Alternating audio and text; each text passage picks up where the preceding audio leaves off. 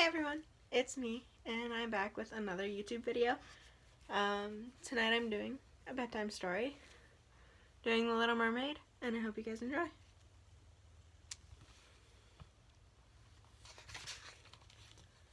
The Little Mermaid. King Triton's undersea kingdom was twirling with excitement. Merfolk were gathering to hear the king's youngest daughter Ariel sing in a concert, for the very first time. Ariel had the most beautiful voice under the sea.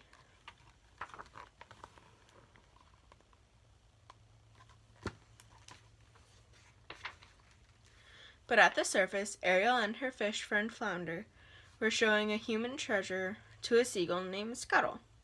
"It's a dinglehopper," the bird announced, explaining that humans use the strange object to fix their hair.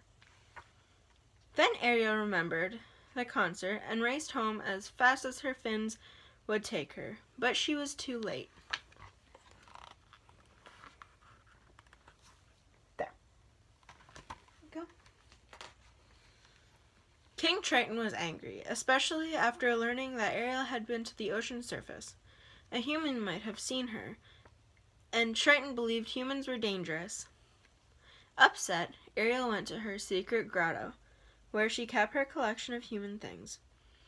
"I just don't see how a world that makes such beautiful and wonderful things could be bad," she said, dreamily to Flounder.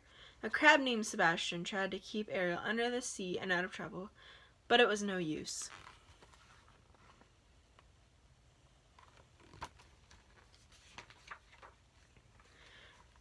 When Ariel spotted a boat passing overhead, she swam back to the surface. That's where she first saw Prince Eric. For Ariel, it was love at first sight. "He's so handsome," she whispered to Scuttle. It was Prince Eric's birthday, but a sudden storm interrupted the celebration. Prince Eric was knocked out and swept into the raging sea.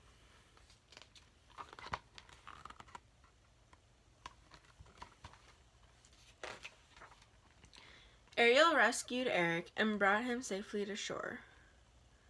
As silly, Scuttle listened for a heartbeat on Eric's foot. The Little Mermaid sang to Prince Eric. When he woke, Eric remembered her beautiful voice, even though Ariel had slipped back into the ocean.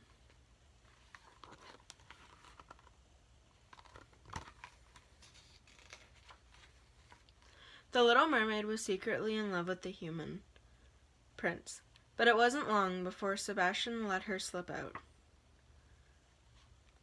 Triton didn't understand. "Have you lost your senses completely?" he shouted. He wanted to protect his daughter from humans. Using his magic trident, he destroyed Ariel's collection of human treasures.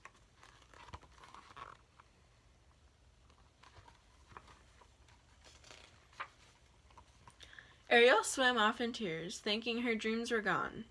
Then 2 slippery eels swam up to her. They knew someone who could make Ariel's dreams come true. Ursula the Sea Witch.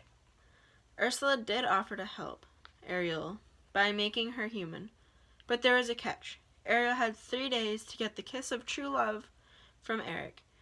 If she didn't, Ariel would belong to Ursula forever.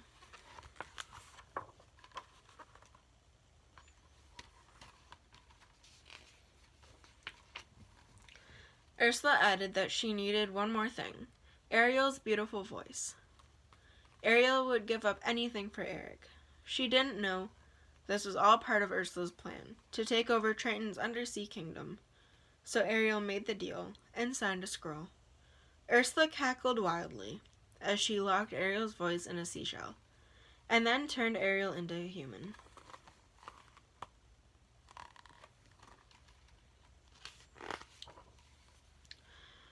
Moments later, Ariel was at the surface. A puzzled Scuttle said, "There's something different about you," though he couldn't quite figure out what it was. "She's got legs!" shouted Sebastian. The crab knew Ariel needed help. so he finally agreed to help her win Eric's heart.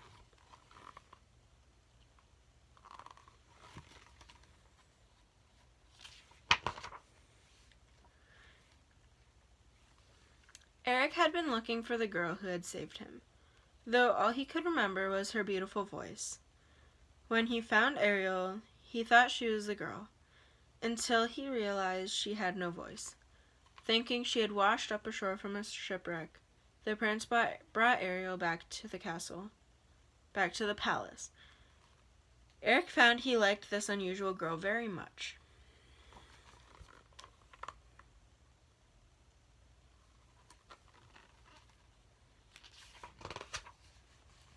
In fact, after spending the day with her, Eric realized he was falling in love. As they sat in a boat, listening to the romantic music of the beautiful lagoon, Eric leaned in to kiss Ariel. But before they could kiss, Ursula's seals overturned the boat.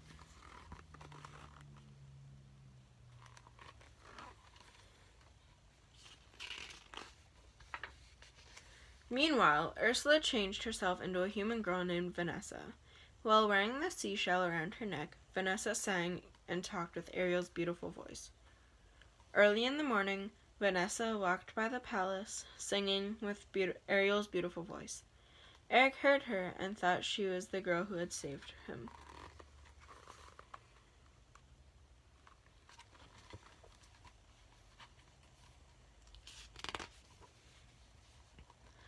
Vanessa placed Eric under a spell. Eric announced that he would marry Vanessa aboard the ship at sunset. When Ariel heard this news, she was crushed.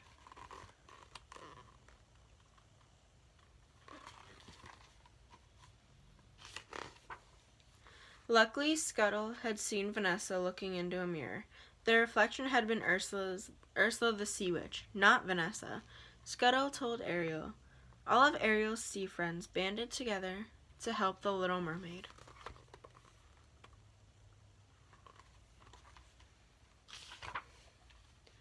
Scuttle and his friends stopped the wedding and broke Vanessa's seashell necklace. Just as Ariel boarded the ship, Ariel got her beautiful voice back. "You can talk!" Eric shouted, realizing Ariel was the one he truly loved.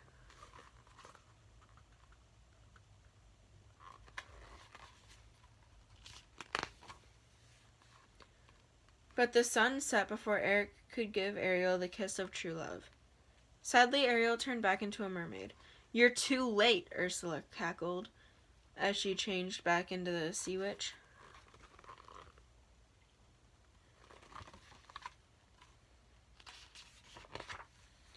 Ursula grabbed Ariel and plunged into the sea, where she was met by King Triton. "Let her go," ordered Triton. "Not a chance," said Ursula. "We made a deal." Then she showed him the scroll Ariel had signed. Triton would give up anything to save his daughter, so he took Ariel's place and Ursula became ruler of the sea.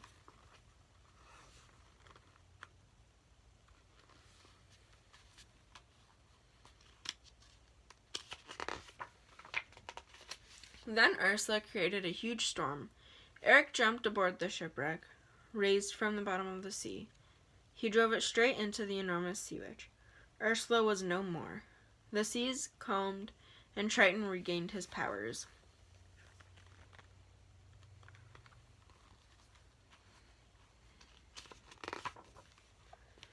A miserable Ariel watched as Eric made it safely to shore without her. "She really does love him, doesn't she?" Triton said to Sebastian. Triton sighed, then lovingly made his daughter human once again.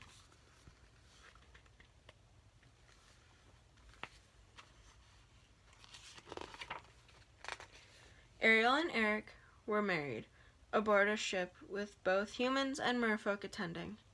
Ariel and Eric kissed, the kiss of true love, and the two happily sailed away together at last.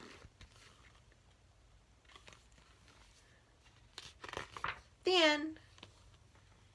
Okay, it's bedtime now, so grab your passy and your sippy cup and get all into bed. Grab your favorite stuffy and It's time for sleeps. Night night.